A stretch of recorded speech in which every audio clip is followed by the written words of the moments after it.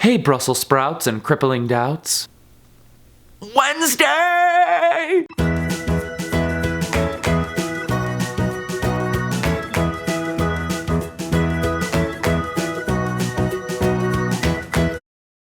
Hey everybody, my name is John, for those of you who don't know, and you are watching A Day in the Word, where every Wednesday, the best day of the week, we go through a new book of the Bible. For the last 6 weeks, we've been going through the book of Daniel, and now it is week 7, which means we are in Daniel 7, which means we should start reading Daniel 7, verses 1 through 14.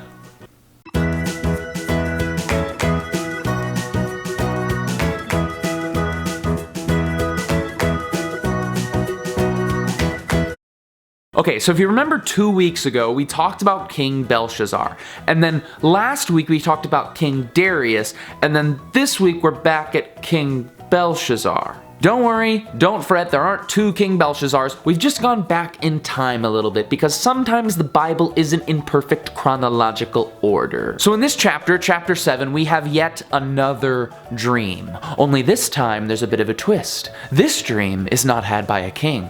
This dream is had by Daniel himself. Didn't see that coming, did ya? So in this dream that Daniel's having, there are 4 beasts. There's a lion, a bear, a leopard, oh my! And then the 4th beast is this really crazy iron-teethed, many-horned thing. But there's no reason to fear, because eventually this being that looks like the Son of Man comes onto the scene and destroys all of these beasts. And in the end, everyone is left worshiping this being. Now, I'm sure you're wondering what this dream means, and I have no idea. What I do know is that the Ancient of Days and the Son of Man that are referenced in this section, that's God. And what this dream reminds me of, this dream serves as a reminder of something that's pretty obvious, but I think it's something that oftentimes we forget. And I wrote it down in my trusty journal.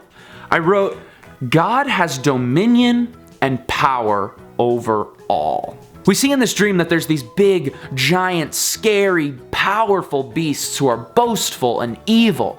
But as soon as the Son of Man shows up, they are demolished. They are destroyed. And that reminds me that God has ultimate power in our lives. We might be distracted by some of the scary things that are surrounding us each and every day, but at the end of the day, when God shows up in our circumstances, He has the final word. He has the power. He has dominion over all. Luckily though, even though I don't know what the dream means, I'm sure Daniel does. Let's find out by reading verses 15 through 28.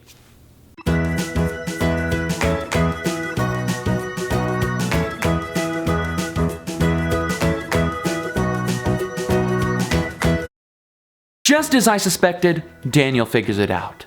Daniel discovers that these 4 beasts are actually representing these 4 kings that are going to come and rule over the earth. And as far as who or what kingdoms are being referenced here, a simple Google search will show you that there are literally hundreds of different theories on it. Maybe it's the Roman Empire, maybe it's foreshadowing Revelation, maybe it's the Second Temple theory, maybe it's the Maccabean theory. There are hours upon hours of reading material on this online. I encourage you to go and check out that yourself. What I want to focus on is why God reveals this important information to Daniel. Over the last 6 chapters, we have watched and we have talked about how Daniel is the type of person who builds his life on excellence and faith. Daniel is a committed, serious-minded Christ follower. So if you're God and you want to get something done in the world, of course you're going to choose someone like Daniel. It's not because God loves Daniel more because of his obedience. God loves everybody,